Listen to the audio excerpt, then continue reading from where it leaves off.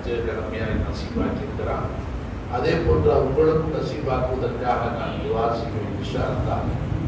யாரெல்லாம் ஹஜ்ஜு கடமையாகி இருந்தும் அலட்சியமாக இருக்கிறீர்களோ எல்லாரும் தௌபா செஞ்சு சீக்கிரம் ஹஜ்ஜுக்கு போறதுக்கெல்லாம் தோழர்களை பின்னால ரொம்ப பேர் வெளியில உள்ள வர முடியாம முன்னாடி இடம் நிறைய இருக்குன்னா சீக்கிரம் ஹஜ்ஜி செய்து அல்லாவுடைய அருள் அடையணும்னு நீங்க ஆசைப்படும். ஏண்டா காசு இருக்கும், போக முடியாத சோதனைகள் வந்துடும். உடம்பு ஆரோக்கியம் நல்லா இருக்கும், காசு பணத்துக்கு சோதனை வந்துடும். கிடைக்கும் போது நற்காரியங்களை நீங்கள் முந்தி கொள்ளுங்கள் அப்படிங்கிறாங்க பெருமானார் ஸல்லல்லாஹு அலைஹி வஸல்லம். அதனால நீங்க ஹஜ்ஜை அலட்சியப்படுத்தாதீங்க. எல்லாரும் ஹஜ்ஜுக்கு நான் ஃபக்கீர் இந்த கொரோனாவுக்கு முன்னாடியே ஹஜ்ஜுக்கு போக வேண்டிய ஆள். இவ்வளவு காலம் லேட்டுக்கு காரணம் எனக்கு ஹஜ்ஜி பொம்பளை பிள்ளை. அதனால என் சர்க்கார் சொன்னாங்க, மற்ற சஞ்சாராக்கெல்லாம் போகும்போது எனக்கு எந்த சொல்லி பொம்பளை பிள்ளை நீ கட்டி கொடுத்து நீ போப்பா அப்படின்னா. கடைசி பிள்ளை இல்லாத இந்த நிக்கா உங்களோட நிக்காலாம் முடிஞ்ச பிறகு நீ இப்போ ஹஜ்ஜுக்கு போகலான்னு சொன்னாங்க. அதுக்கு பிறகு கொரோனா அதனால இப்படி 2 வருஷம் அப்படி பல காரணங்களால் லேட்டாக போய் இப்போ கொஞ்சம் சிரமமா தான் இருக்கிற மருந்து மாத்திரைகள் நிறையா திங்கிறேன். இருந்தாலும் எல்லாருடைய நாவல ஒரு டாக்டர், பெரிய ஆர்த்தோ டாக்டர் ஒருத்தர் 80 வயசு இருக்கும். அவர்கிட்ட போய் நான் மாத்திரை இடுப்புல வலி இருந்துகிட்டே இருக்கு, ஒரு இடத்துல கடுமையான வலியா இருக்கு, நடக்க முடியல, ரொம்ப நேரம் நிக்க முடியலன்னு சொன்னு அவர்கிட்ட சொன்னேன். அவர் செஞ்சுக்கிட்டே மாத்திரை எழுதி ஹஜ் யாத்திரை போறேன்னு அதையும் சொல்லிட்டேன் நான். அதனால தான் அவர்கிட்ட வந்துட்டேன், அது நல்லா போகணும். அவர் மாத்திரையை எழுதி கொடுத்துட்டு ஒரு வார்த்தை சொன்னாரு, என்னுடைய பேஷண்ட் நிறைய பேர் என்கிட்ட மாத்திரை வாங்கிட்டு ஹஜ்ஜுக்கு போறாங்க, போய் அந்த மாத்திரையை திருப்பி இங்க கொண்டு வந்தா சாப்பிடுறாங்க. என்னன்னு கேட்டாங்கள்ட்ட அவங்க சொன்னாங்க, அங்க ஒண்ணுமே செய்யலன்னு சொல்லிட்டாங்க. அதனால நீங்களும் நல்லா இருப்பீங்க, ஒண்ணுமே செய்யாதவங்களுக்கு மாத்திரை போட்டு தூக்கிட்டு போங்கட்டாரு. அவர் நாவால சொன்னார், உங்களுடைய நாவால சொன்னாரு. அதனால எனக்கு ஈமான் யகீன் வந்துருச்சு. இன்ஷா அல்லாஹ் அல்லாஹ் சிறப்பாக்கி வைப்பான். நாங்க எங்கெல்லாம் ஹஜ்ஜு துவாக்கள் கபூலாகும் அங்கெல்லாம் நான் அடுத்து உங்களுக்காக துவாக்கங்க நிச்சயமாக நல்லா இருக்க மாட்டேன். இன்ஷா அல்லாஹ்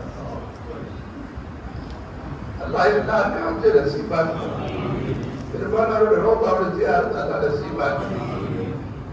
ربنا تقبل منا انك انت السميع العليم وتب علينا يا ربنا انك انت التواب الرحيم. ربنا آتنا في الدنيا حسنة وفي الآخرة حسنة وقنا عذاب النار وقنا عذاب السكرات وقنا عذاب القبر وقنا عذاب الحشر. ربنا طهر قلوبنا عن غيرك ونبر قلوبنا بنور معرفتك أبدا أبدا يا الله. اللهم أحينا بك وأمتنا عن غيرك يا الله.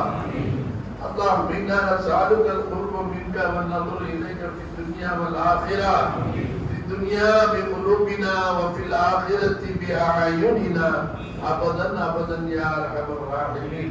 اللهم أطعمنا من طعام قربك واسقنا من شراب أنسك. ربنا آتنا ما وعدتنا على رسلك ولا تخزنا يوم القيامة إنك لا تخلف الميعاد. யா அல்லாஹ் எங்க பாவங்களை மன்னிச்சிடு அல்லாஹ். யா அல்லாஹ் எங்க மனைவி மக்கள் உற்றார் உறவினர்கள் பெற்றோர்கள் அனைவருடைய பாவங்களை நீ மன்னிச்சிடு அல்லாஹ். யா அல்லாஹ் மூமினான ஆண் பெண் அனைவருடைய பாவங்களை மன்னிச்சிடு அல்லாஹ்.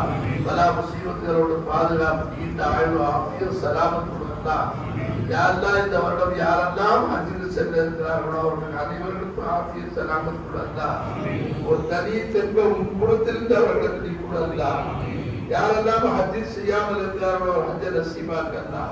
யாருக்கு வசதி இல்லையோ அவர்களுக்கு வசதிகளை ஏற்படுத்தி கொடுத்து அவருடைய காபாவை தியானம் செய்யக்கூடிய வாய்ப்புகளை ஏற்படுத்தி கொடுத்தா. அலட்சியமா இல்லாம அவர்களை நீ பாதுகாத்துக்கிறே. அதனால குற்றவாளிகளாக ஆகாமல் நீ பாதுகாத்துக்கல்லா. இந்த விழாவில் ஆட்சிகள் வழி அனுப்பும் விழாவில் கலந்து கொண்ட அனைவர்களுக்கும் ரஹ்மத் செய்யல்லா. ஒரு ரஹ்மத்தை கொண்டு அரவணைச்சு கருப்பே.